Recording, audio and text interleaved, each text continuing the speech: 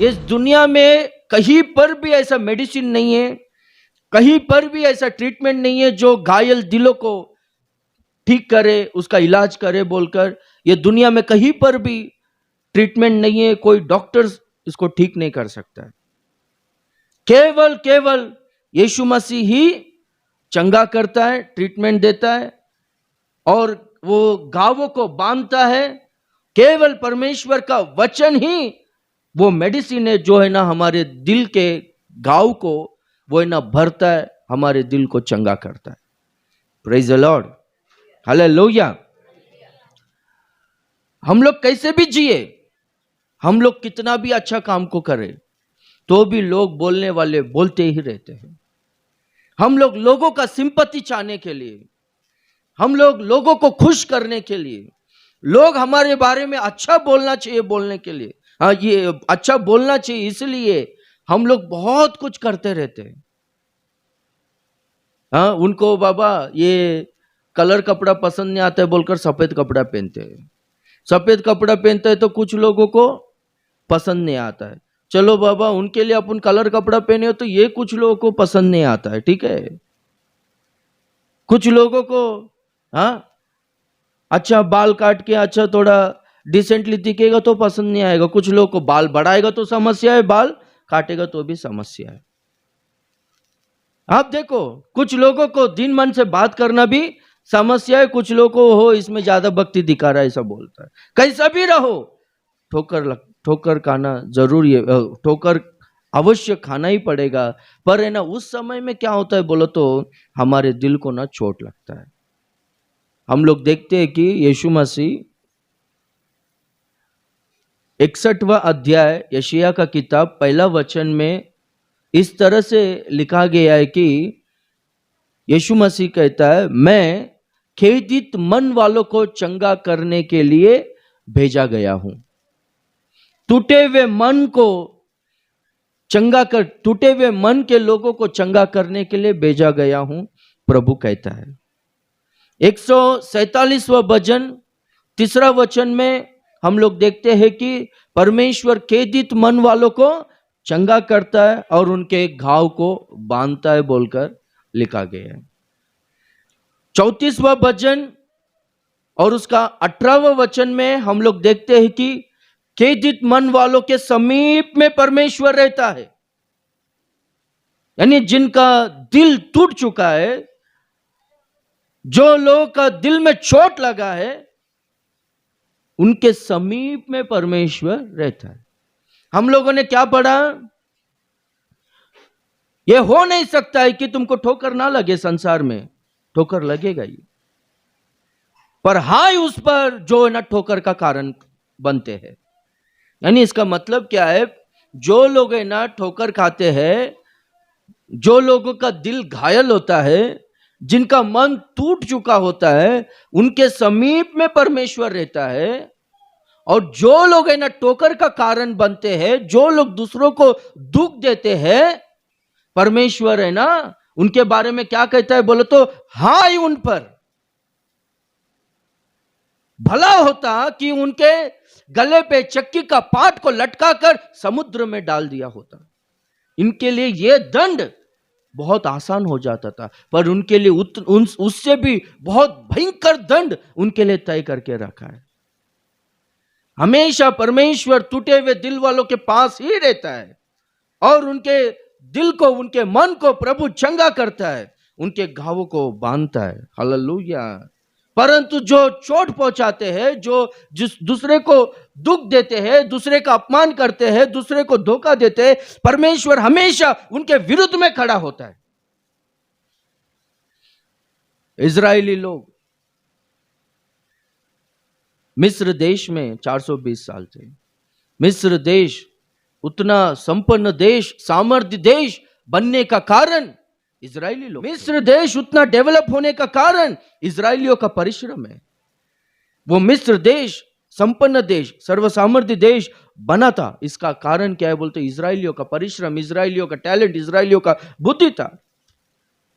तो इजरायलियों को और यूसुफ को ना जानने वाला एक राजा उस समय में था, फिरौन।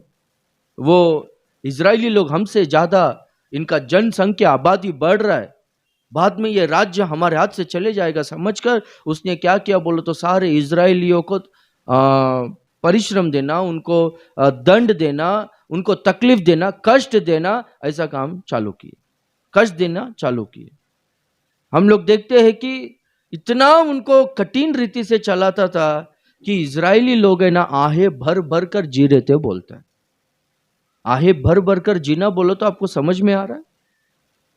5 दिन करने वाला काम एक ही दिन इजरायलियों से करवाते थे।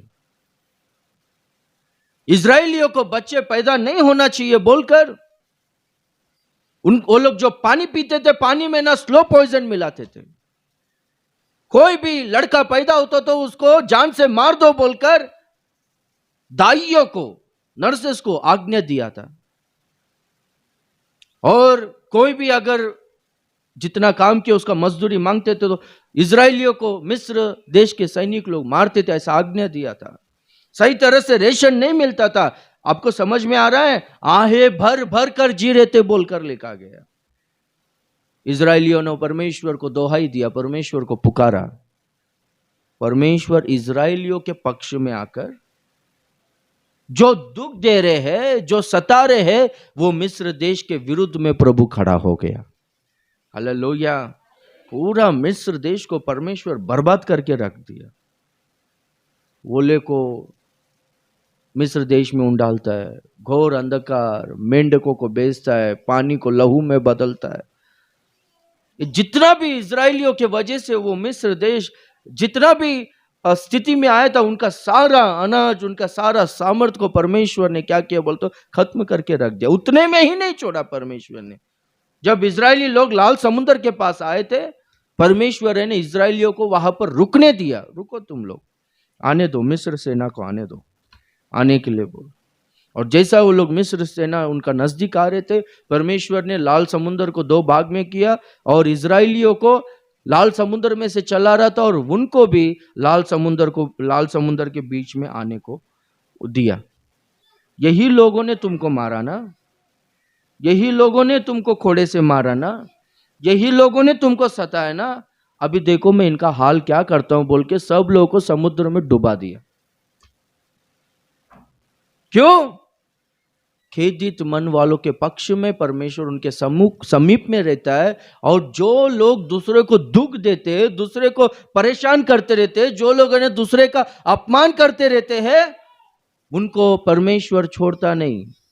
परमेश्वर है ना सब कुछ देख रहा है, परमेश्वर सब कुछ देख रहा है। Hallelujah, hallelujah. हाँ, कौन सहन कर रहा है, कौन किसको दुख दे रहा है, कौन सता रहा है और कौन सब कुछ धीरज धर रहा है, ये सब कुछ है ना परमेश्वर देख रहा है। परमेश्वर देख रहा है। परमेश्वर न्यायी परमेश्वर है। हालेलुया। धर्म से न्याय करने वाला परमेश्वर है। परमेश्वर के नजरों में कुछ भी छुपा हुआ नहीं है। Praise the Lord. हालेलुया। देखो, हन्ना को संतान नहीं था, ठीक है? तो हन्ना का पति दूसरे से शादी किया तो उसको बच्चे पैदा हो गए। पर बाइबल में लिखा गया है पति है ना हन्ना से ज्यादा प्यार करता था बोल।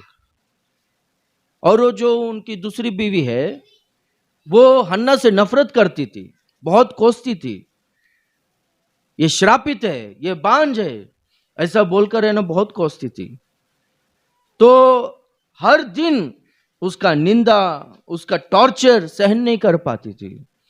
पूरा वंश में सब लोग है ना ये यल्काना का दूसरा बीवी को पसंद करते थे क्योंकि बच्चे हुए, पर है ना हन्ना को पसंद नहीं करते थे। क्यों मालूम है? ये बांझ है बोलकर बहुत दोष आरोपण करते थे, बहुत निंदा करते थे। देखो भजनकार 55, भजन संहिता 55 में आप लोग देखो, निकालो एक बार भजन संहिता 55 3 और 4 देखो। मेरा मन भीतर ही भीतर संकट में है। पर इंग्लिश बाइबल में कैसा है? माई हार्ट इज इन सोर पेन। कैसा है? मेरा दिल बहुत ही ज्यादा दर्द से भरा हुआ है, यातना में हूं, यानी दिल को इतना चोट पहुंचा है, इतना घायल हो गए, दिल की बहुत दर्द कर रहा है। देखो जब है ना दिल है ना बहुत ज्यादा दर्द करता है, उस समय में ना ये मानसिक दर्द है, इमोशनल दर्द है या फिर फिजिकल दर्द है, वो कुछ अपने ना उसमें फर्क देख नहीं सकते, अपने को समझ में नहीं आता वो फर्क।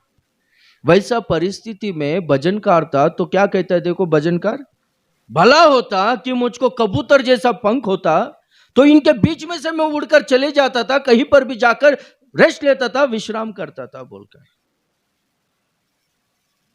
Praise the Lord, hallelujah. यानी वहां पर रह ही नहीं सकता है। ये लोगों का दोषारोपण, ये लोगों का कोलाहल, ये लोग सताना, ये लोग निंदा करना इतना भयंकर हो गया है कि चारों ओर सब लोग है ना कोस रही है, कोस रही है। कोई इनको समझता ही नहीं, तेरा ही गलती है, तू ऐसा है, वैसा है, तू वैसी है, ऐसी है बोलकर हमेशा बोलते रहे। तो ये भजनकार बोलता है कि कबूतर जैसा मुझको पंख होता तो अच्छा होता, तो यहां से मैं उड़कर कहीं पर भी जाकर विश्राम लेता बोलकर। टूटा हुआ मन, घायल दिल वालों का परिस्थिति ऐसा होता है, तो परमेश्वर हमेशा घायल दिल वालों के समीप में रहता है। तो हन्ना क्या की बोलो तो ऐसा बहुत भयंकर रीति से सब लोग कोस रहे थे, दोष आरोपण कर रहे थे, निंदा कर रहे थे, वैसे समय में हन्ना घर छोड़कर भागी नहीं। क्या की बोलो तो परमेश्वर के सम्मुख में मंदिर में जाकर रो रो कर अपना सारा दुख को परमेश्वर को बताई। हालेलुया। हाँ, हम लोग क्या करते हैं, हम लोग क्या करते हैं, या तो झगड़ा करते हैं, या तो किधर ना किधर कुछ लोग भाग जाते हैं, या कुछ लोग है ना सीधा सुसाइड करने का काम करते हैं, आत्महत्या करने का काम करते हैं। वो लोगों ने ऐसा बोला, ये ऐसा किया, वैसा किया, ऐसा किया बोलकर। संसार में ये हो ही नहीं सकता कि तुमको ठोकर ना लगे। जरूर वो लोग बोलेंगे ही, जरूर आपको दुख देंगे ही, जरूर आपको परेशान करेंगे, जरूर आपको टेंशन आएगा ही। उनका काम ही है कि दुख देना, ये तो होगा ही। ये बात माइंड में हमेशा फिक्स करके लेना है हमको। Praise the Lord, hallelujah. आप और मैं, हम लोग चाहे कैसे भी रहे, लोग बोलने वाला लोग बोलते ही रहेंगे। अभी क्या हो गया मालूम है, मैं उसके पहले में दो तीन बार बोला, क्या बोल के, एक आदमी है ना अपना बीवी को लेकर गधे पर बैठकर जा रहा था, बीवी चल रही थी, तो वहां पर है ना वो तीन लोग, ये कैसा है रे, बीवी को चलाता और गधे पर बैठकर जा रहा है, थोड़ा भी दिमाग है कि नहीं, बीवी को चलाता और गधे पे बैठा है सब। अरे वो लोग ऐसा बोला करके क्या किया मालूम है, खुद उतरा और अपना बीवी को, अपना पत्नी को गधे पे बैठाया। तो गधे पे जा रहे, तो वही तीन लोग बाहर तो बड़ा शेर बनता है, इसका घर पे कुछ चलता नहीं लगता है, या अपना पत्नी से डरता है लगता है, ऐसा बोल। अरे बाबा ऐसा बोल रहे बोलकर वो क्या किया मालूम है, दोनों जन, वो हम लोग दोनों जन बैठते बोलकर दोनों जन गधे के ऊपर बैठा बोलता, दोनों जन गधे के ऊपर बैठा। तो अरे कुछ भी लोग को इंसानियत है थोड़ा भी, कैसा कठिन मन के लोग है, दोनों जन का वजन ये गधा कैसा उठा सकता है, हाँ इतना लोड गधे के ऊपर, थोड़ा तो दिमाग होना चाहिए ना, ऐसा बोला। अरे बाबा ये लोग ऐसा बोलता है बोलकर नीचे उतरा, वो लोग नीचे उतर कर है ना गधे को चला रहा था। काली, ये देखो रे पागल लोग है, गधा रहकर ये लोग चलते हुए गधा को चला रहा है, बैठ के जा सकते ना, दिमाग ही नहीं है लोगों को। वही तीन लोग बोलता है, ठीक है। ये लोग है ना बाद में क्या किया बोलो तो, वो गधे को वो चार है ना, दो पैर उसने पकड़ा, दो पैर उसने पकड़ा, उठा के लेके गया बोलता है। तब भी हंस रहे, क्या करने का अभी दुनिया में, नहीं अभी संसार में कैसा जीने का है, ठीक है। कैसा भी रहो, कैसे भी रहो, हम लोग कैसे भी रहे, हम लोगों को ठोकर आ गई आएगा, लोग हमको परेशान करेंगे ही करेंगे।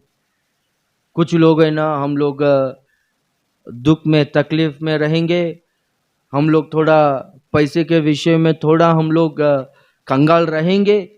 उस समय में कुछ लोग अपने को छोड़कर जाएगा, अपने पास नहीं आएगा, ठीक है। उस समय में अपने को बहुत दुख होता है। जब हम लोग सक्सेस हो जाएंगे, अच्छी स्थिति में आएंगे, तब कुछ लोगों को जलन होता है, तब वो लोग का चेहरा ही बदल जाता है। बात करने, अरे अपने को समझ में ही नहीं आता क्यों ऐसा कर रहा है, क्यों ऐसा शत्रु के तरह ये बर्ताव कर रहा है, हमको समझ में नहीं आता है। कैसा भी रहो, आप हारो या जीतो, लोग बोलना निश्चय है। ठोकर ना लगे ये असंभव है, प्रभु कहता है।